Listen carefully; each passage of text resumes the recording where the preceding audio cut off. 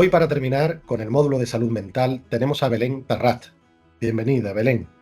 Hola, muchas Belén gracias. Tarrat es psicóloga especializada en duelo, colaboradora de Fundación Caser a través del servicio de orientación a empleados en materia de dependencia y de discapacidad.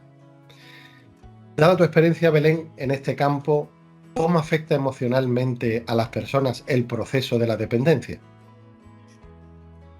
Pues cuando hablamos de dependencia, como sabemos, la dependencia no llega de la misma manera, ¿no? Y esto es decisivo para pensar en cómo afecta emocionalmente a las personas. Hay una serie de variables que tienen que ver con la historia personal de cada uno, con su historia de vida, con su personalidad y también con la enfermedad o el tipo de discapacidad que nos hace llegar a ese estado de dependencia, ¿no? Pero sí que es verdad que emocionalmente el estado de dependencia genera un proceso de pérdida que especialmente o principalmente viene a ser una pérdida de la autonomía y de muchos cambios, ¿no?, que conlleva en la persona, tanto en su integridad física como mental, como también en sus rutinas, ¿no?, del día a día. Y esto conlleva un proceso, desde luego, de aprendizaje, ¿no? En este proceso emocional, que podríamos llamarlo un proceso de duelo, ¿no?, de diferentes pérdidas, pues es natural que la persona responda en un primer momento con una sensación de irrealidad, ¿no?, con muchas preguntas sobre cómo puede ser que esto haya ocurrido, ¿no? En muchas ocasiones, cuando nos hacemos todas estas preguntas, sentimos impotencia por no poder cambiar lo que nos ocurre, incluso sentimientos de culpa por a veces lo que hemos hecho o lo que no hemos podido hacer, ¿no? También emocionalmente conlleva, cuando no podemos cambiar, nos enfadamos, ¿no?, con esa nueva realidad, sentimos tristeza por todo lo que perdemos, ¿no? Y hay como un proceso de asimilación donde la primera tarea, sin duda, a la que nos enfrentamos es la aceptación, ¿no? Aceptar esta nueva realidad para pues poder vivir con ella, ¿no?, de otra manera. ¿Y a los cuidadores puede afectarle también emocionalmente? Claro, sin duda, o sea, a los cuidadores les ocurre algo parecido, ¿no?, en este proceso emocional. Primero porque hay una parte de su vida que también cambia, luego además porque acogen el sufrimiento ¿no?, acompañan en ese sufrimiento a la persona que está viviendo ese proceso de dependencia, de enfermedad, y por supuesto hay un proceso también de asimilación de muchos cambios en su vida. Y yo creo que la dificultad principal de los cuidadores es que, como tomamos ese rol de cuidar, ¿no?, a veces la persona no se da permiso para todas estas emociones, ¿no? Y esto es muy importante. Es muy importante dar cabida a todo este proceso emocional para podernos situar precisamente en el cuidado al otro, ¿no? Yo, por ejemplo, pienso en los padres, ¿no?, que pues, de alguna manera la persona toda la vida ha sentido que sus padres le han cuidado, ¿no? Y de repente hay que asimilar ese rol en el que pasamos de ser cuidado a cuidar, ¿no? Y eso nos pone en un momento de la vida en el que también tenemos que asimilar, bueno, pues un proceso interno, ¿no?, al que es importante darle espacio. Gracias, Belén. Y por otra parte, ¿qué consejos podríamos ofrecer a las personas que enfrentan estos retos?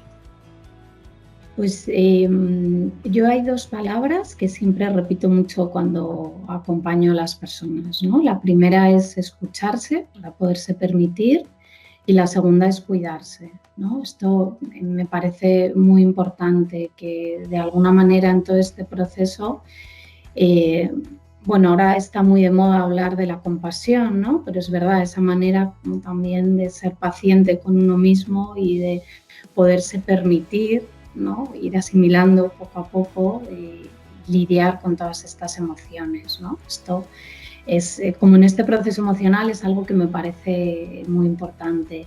Y también así como pequeños un poco ¿no? consejos o tips que podríamos dar, ¿no? Ayuda situarse en el presente, en el momento, e ir organizando el día a día, ¿no? Uno de repente pues, lidia con muchos cambios y es importante como ir poco a poco, ¿no? Darse el tiempo para verse uno mismo asimilando o poniendo en marcha recursos, ¿no? Y poder cambiar lo que en un momento determinado uno siente que le sirve o no le sirve, ¿no? Entonces darse como ese permiso. Aprender a pedir ayuda, creo que también es importante, ¿no? Que a veces nos cuesta mucho pedir ayuda y apoyarnos en los demás, y esto también es importante, tanto desde la persona que tiene que aprender a lidiar con esa dependencia, ¿no? O con esa falta de autonomía, como la persona que cuida y está al frente de todas esas necesidades, ¿no? Y en esto también explorar los recursos que uno tiene, ¿no? Para precisamente poder descubrir nuevas capacidades que a lo mejor sí que, ¿no? Uno no había conocido, pero sí que tiene. En relación con esta pregunta, ¿qué apoyos existen para las personas con dependencia? Pues por un lado existen, o sea, en este sentido, los apoyos que tienen que ver con los cuidados de la autonomía, ¿no? Todos estos apoyos como los recursos económicos, ayudas sociales, ¿no? Los centros de día, centros residenciales, todo lo que puede aportar el servicio de apoyo a la dependencia en las diferentes comunidades, ¿no? Y luego también existen otros apoyos que a mí personalmente siempre me gusta mucho promover, que son los apoyos asociativos, ¿no? Todos estos espacios de alguna manera en el que te unes a personas que están en la misma situación que tú, asociaciones de pacientes, fundaciones, ¿no? que están, son en el que encuentras personas que ya han vivido o han lidiado con esta situación o están lidiando con ella, y que al final te enriquecen con las cosas también que a ellos les han servido, con los recursos que han puesto en práctica, ¿no? Y luego también, desde luego, dejarse apoyar por los servicios, las unidades de expertos, siempre a nivel médico, ¿no? Que existen, por centros que dan apoyo en cuanto a rehabilitaciones, fisioterapia, ¿no? Todos estos recursos de terapia ocupacional, ¿no? Como diferentes terapias que hay alrededor de precisamente del manejo de estas discapacidades que conllevan muchas situaciones la dependencia, apoyo emocional también, ¿no?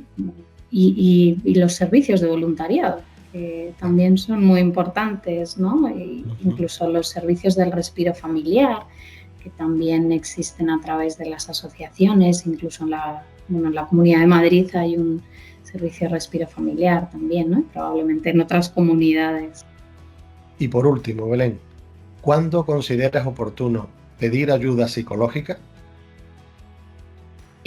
Pues yo aquí diferenciaría, Juan Manuel, en dos cosas diferentes. Por un lado, lo que es el apoyo emocional, ¿no? Que es ese acompañamiento que se puede dar en los primeros momentos en los que la persona está empezando ¿no? con este proceso, y que de alguna manera es un acompañamiento preventivo que te va dando ese espacio para aprender a manejar todo lo que alrededor hay, ¿no? Emocionalmente. Y por otro lado estaría lo que es la intervención psicológica, ¿no? Que es una intervención que podemos decir que es más terapéutica, ¿no? Y vamos, que es terapia psicológica, ¿no? Como si dijéramos, y que se puede ofrecer cuando uno siente que la situación le está superando, cuando lleva un tiempo pues intentando lidiar con todas estas emociones y siente que tiene una angustia excesiva, nota una ansiedad que le acompaña, que a lo mejor no le deja dormir, no le deja, ¿no? Bueno, pues de alguna manera siente que que le supera, ¿no? Y que también le puede afectar en sus relaciones sociales, cuando se siente sentimientos de mucha soledad, incomprensión, ¿no? Que también le están produciendo cierto aislamiento, ¿no? Con los demás. Yo creo que la clave está en sentir que la situación nos desborda, ¿no? Por nuestra parte, esto es todo. Muchas gracias por tu asistencia, por querer resolvernos todas estas dudas y bueno, que esperemos que nos veamos en otro proyecto como este. Muchas gracias. Ojalá. Muchas gracias. Gracias, Juan Manuel.